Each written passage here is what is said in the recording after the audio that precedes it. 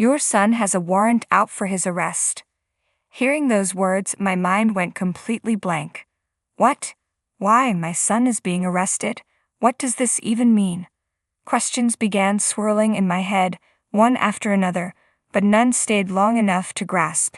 I stood frozen in the doorway, speechless, my mouth opening and closing like a fish out of water.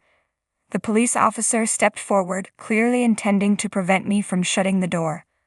Overwhelmed by the presence of the three large men, I instinctively tried to close the door quickly, anxiety surging through me. "Your son is here, isn't he? May we come in and talk for a bit?" one of the officers asked. "Just a moment, please," I stammered, desperately trying to stop them from entering. I braced against the officer's chest, using every ounce of strength in my legs to hold my ground. "I'm sorry, I really don't understand what's happening. Could you please explain what's going on?" I pleaded, my voice tinged with panic. The officer holding the warrant folded it up and sighed deeply before responding.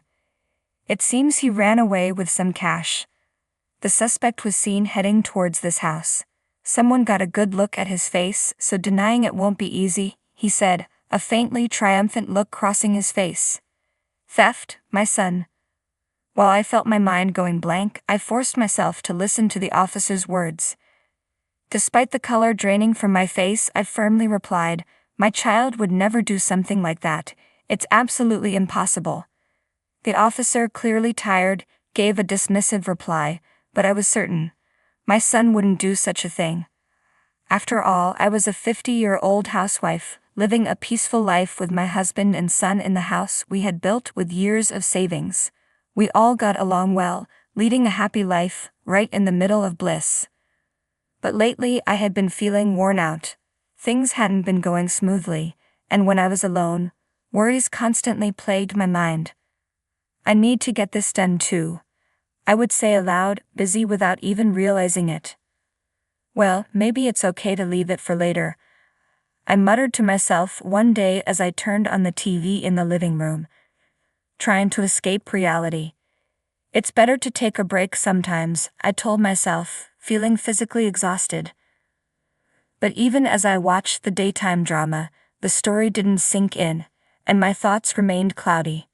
Suddenly, my gaze drifted to the numerous certificates and trophies on the shelf, awards my son Oliver had received for his achievements in soccer.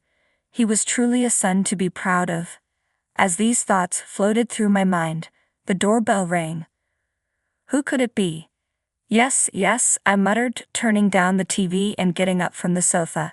Maybe it was something from my mother-in-law. Sometimes she sent vegetables to our house without prior notice, saying she found detailed communication bothersome. Or perhaps it was the online order I had placed recently. My son had been using online shopping more frequently, and my husband had also gotten into it. So that was a possibility. Thinking these mundane thoughts, I went to the door without a second thought. If only I had checked the intercom camera, I might have been prepared for what awaited me. But unfortunately, I opened the door without a shred of suspicion. "Yes, I'll open it right away," I said. But the moment the door swung open, I was shocked by the sight before me. "Hello, is this the residence of the Smith family?" "Yes, it is, but you're police officers, aren't you? What can I do for you?" I asked, my voice quivering. There stood 3 officers, just like the ones I often saw on the dramas I watched casually. I was completely taken aback. Seeing police officers, even when I hadn't done anything wrong, made me nervous and tense, as if I had unknowingly caused some trouble somewhere. I gripped the doorknob tightly, my knuckles white, as one of the officers handed me a piece of paper.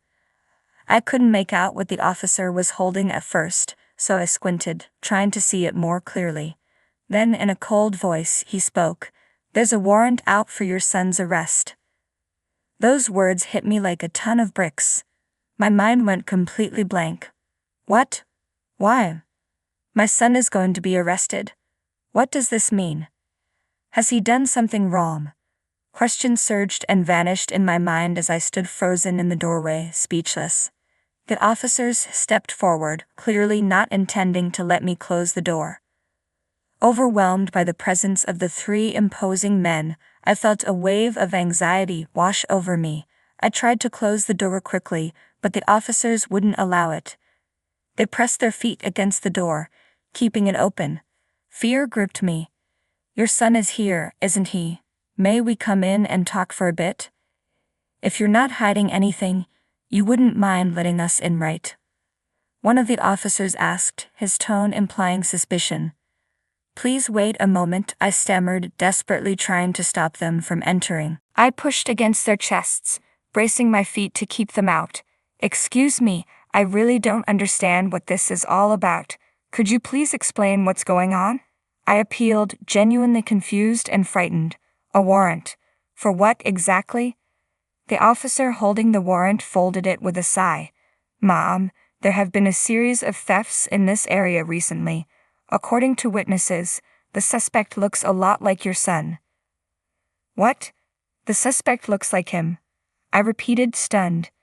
The officer continued, his voice tinged with triumph. "It seems he took off with cash and ran toward this house. People have seen his face clearly, so denying it will be difficult." "Theft? My son? No way." As my mind began to spin, I somehow managed to keep listening to the officer in front of me.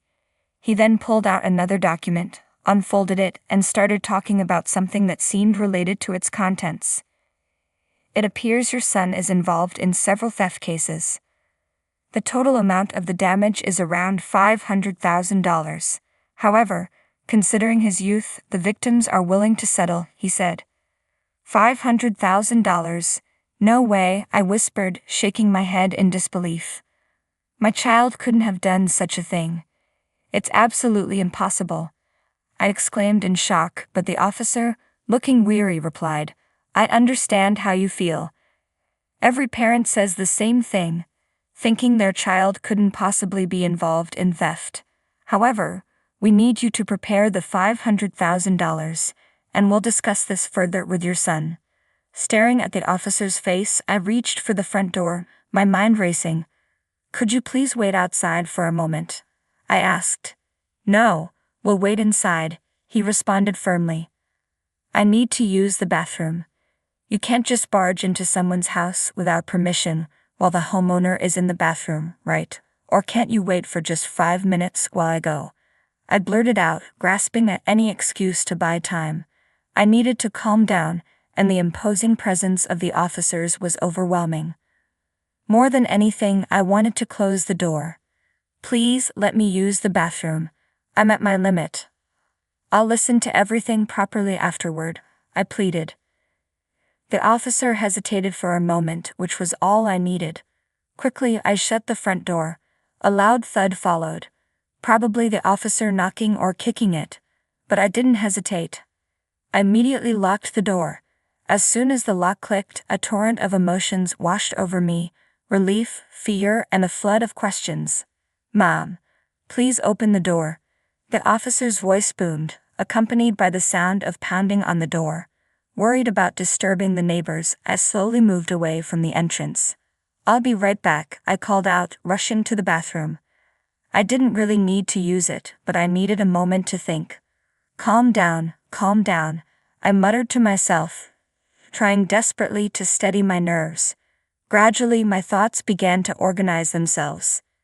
As I sat on the toilet, my hands trembling as I grabbed some toilet paper, I reassured myself that it was impossible for Oliver to be involved in a crime. It had to be a misunderstanding. Determined, I decided I would face the officers with confidence. After all, I had nothing to hide. About 5 minutes later, after taking a deep breath, I resolved to return to the front door, unlocked it, and faced the officers again. "Excuse me, ma'am," the officer called out loudly, but I kept reminding myself to stay calm, no matter what. "Your son hasn't tried to escape in the meantime, has he? Please allow us to search the house," the officer insisted. "He hasn't done anything like that. I'll say it again.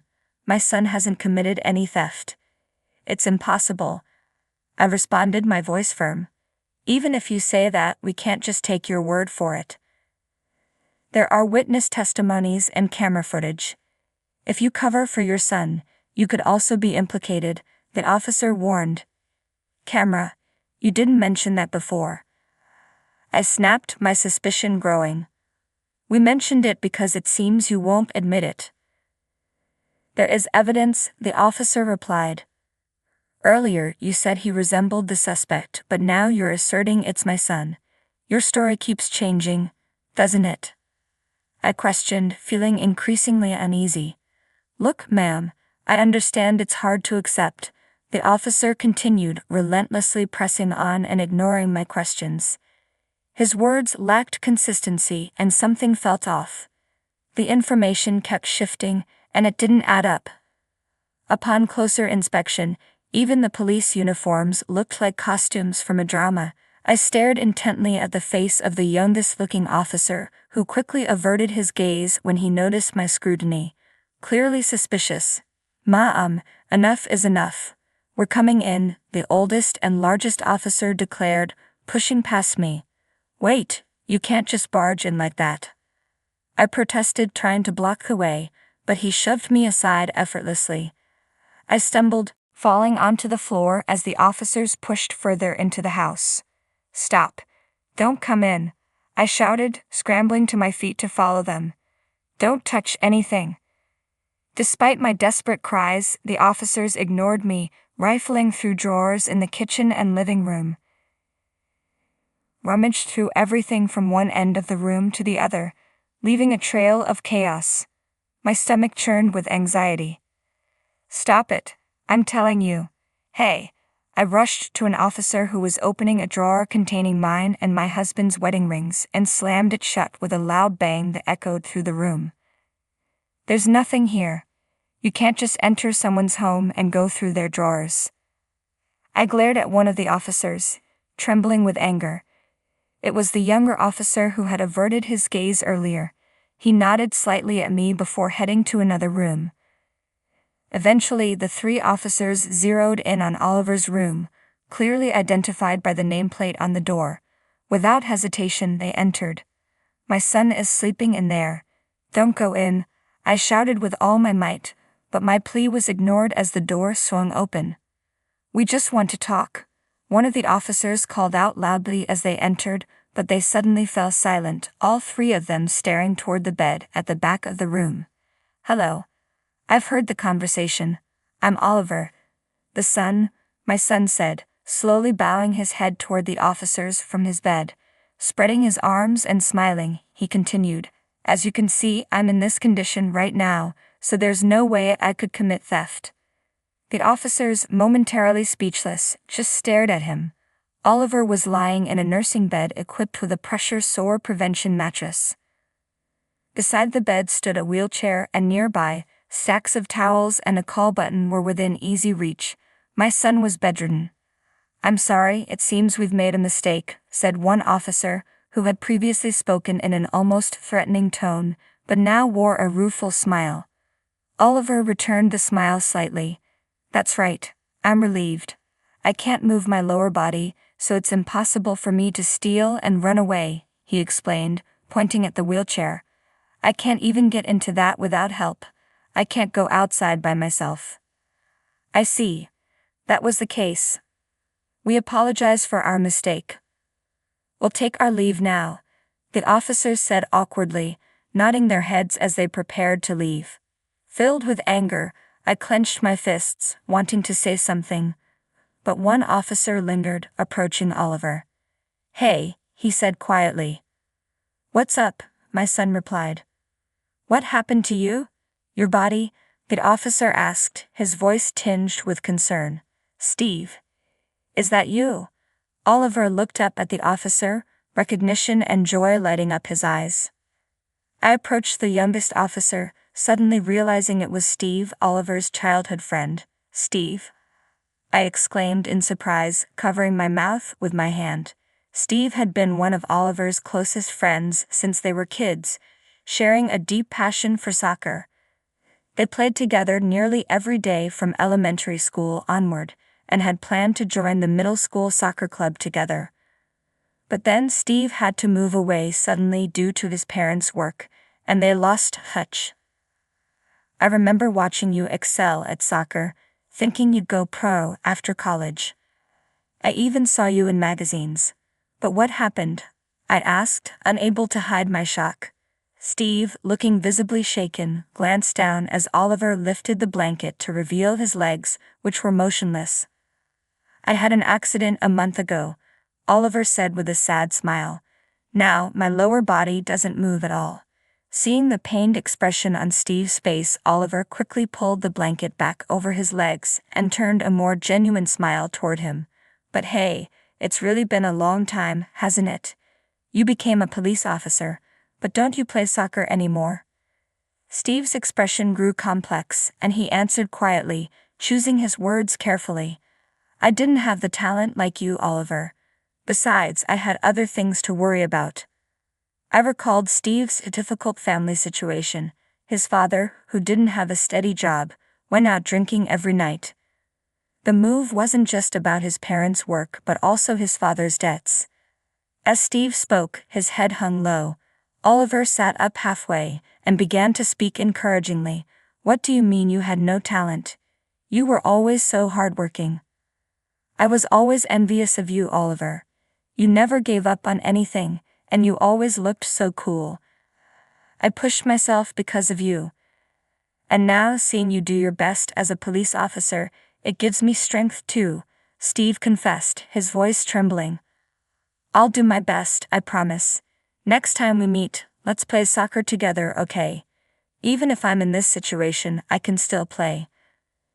There are ways for people with disabilities to play soccer, you know. But Steve didn't respond, keeping his head down, his complexion pale. Hey, are you okay, Steve? Oliver asked. Concern etched on his face. Suddenly tears began to fall from Steve's eyes, silently dripping onto the floor. Steve, Oliver called out again, his voice filled with worry. Steve struggled to hold back his sobs as he looked up at Oliver. In that tense moment, I noticed the other two officers quietly trying to slip away. Where do you think you're going? I shot them a sharp look, my anger flaring. The officers, caught off guard, exchanged flustered glances. It seems there was a mistake, and we need to conduct further investigations, so we'll be leaving now, one of them stammered, clearly trying to avoid any confrontation. They were attempting to leave without even a word of apology after tearing through our home. Just as I was about to shout at them, Steve spoke up, his voice strong despite the tears. I'm out. The two officers turned to him in confusion. What do you mean, out? One of them demanded. You were the one who said this house was wealthy, Steve continued, his voice shaking but resolute. This is wrong, and you know it. I'll tell everything to the police. A heated argument erupted between the officers and Steve. One of them, driven by anger, lunged at Steve. Wait. I tried to intervene, but fear held me back, and my voice barely registered. The officer's fist connected with a sickening thud, sending Steve staggering to the floor, his cheek swelling from the blow. Another officer kicked him while he was down. Pay the money and clear your father's debt, one of the burly men demanded, his voice dripping with malice. I stood frozen, horror and shock gripping me as I watched their brutality. Despite the pain from the punches and kicks, Steve looked up at the officers and declared, I'll turn myself in. I'm sorry, Oliver. I'm not the person you praised anymore. I've always envied you. Your talent, your life, and I hate myself for using my circumstances as an excuse for the terrible things I've done. Don't joke about turning yourself in, snarled one of the fake officers, raising his fist to strike Steve again. But before he could, a sharp voice cut through the tension. Hold it right there. We'd all turned toward the source of the voice, and a wave of relief washed over me as I saw a real police officer in an official uniform, his badge gleaming. The fake officers were swiftly apprehended by the real police. Sorry for the delay. Are you and your son hurt? The real officer asked, concern in his voice. No, we're okay, Somehow, I replied, still shaken. Earlier, while in the bathroom, I had secretly called the police, reporting that 3 men claiming to be officers were in my house. Their suspicious behavior had prompted me to contact the real authorities. "Come quietly," the real officer ordered as the imposters resisted arrest but were quickly subdued. Steve, who had been sitting on the floor, was helped up by one of the officers. He'd offered no resistance as he was led away. "Steve," Oliver called out. Steve stopped, turned back to us, and with deep regret in his eyes, he apologized before leaving with the officer. Oliver watched his friend's retreating figure until he was out of sight. After the house was cleared and many questions were answered that day, we began the process of cleaning up the mess the imposters had left behind. I waited anxiously for my husband's return. Despite his demanding job and the long commute, he hurried back as soon as he could, apologizing repeatedly for not being able to contact us sooner. I reassured him that we were safe, and that was all that mattered. Later, we learned more about what had happened with Steve. Steve was the only one of the 3 to confess to the police. It turned out that they were high school acquaintances who had become involved in a string of thefts in the area. Their scheme targeted wealthy families, falsely accusing their children of theft and extorting money from panicked parents. The fake arrest warrant was their own creation, and the police uniforms were nothing more than costumes. This tactic had worked for them, until this incident led to their arrest. Steve had initially worked hard to pay off his family's debts, but as the interest kept piling up and he couldn't keep up with the payments, he reluctantly agreed to participate in this scheme.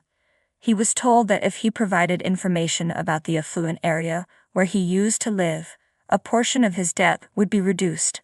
That's why they knew so much about our town, and why their crimes had gone undetected for so long. In the end, all of them were arrested and held accountable for their actions. Their attempt to deceive people by impersonating police officers and entering homes without permission resulted in particularly severe penalties. When my son Oliver heard the news, he wasn't disturbed. Instead, he decided to turn himself in, believing in the goodness still within Steve. "I knew it. He's essentially a good guy," Oliver said, nodding and smiling as he listened to me. "It's surprising they weren't caught earlier, especially with those disguises." "Did you know from the start that they weren't real cops, Oliver?" "Yeah," Oliver replied, claiming to be a cop with such an untrained physique. Steve used to be much fitter. I could tell something was off right away. He later shared that he had noticed other suspicious details, like how Steve wouldn't meet his eyes, and how his voice, though different, reminded him of his old friend. "I wonder how long it will be before he can come back," Oliver mused. "It's not confirmed yet, but don't worry. He'll bounce back. He's still the same guy he used to be," Oliver said with certainty. A month later, on a quiet morning, I brought breakfast to Oliver's room. "Good morning, Oliver," I greeted him. "Morning, Mom. Did it arrive today?" Oliver asked, his mind on something else before even thinking about breakfast. I nodded and handed him a simple envelope. "You're more concerned about Steve than breakfast, huh?" I teased gently. "Yes," Oliver admitted, carefully opening the letter from Steve. "What does Steve say?" "He wants to play soccer together. He's been staying active over there," Oliver shared, a smile spreading across his face as he read the letter. Seeing him so happy, I couldn't help but smile too. Beside Oliver was a new type of wheelchair designed specifically for playing soccer. After everything that had happened, Oliver had decided to start training in power chair soccer. His determination was extraordinary. He immediately set his sights on playing soccer with Steve again. Watching him, I made up my mind. Even if there were hardships ahead and things didn't always go smoothly, I would live my life to the fullest, inspired by my always smiling son who faced his challenges with such a positive attitude.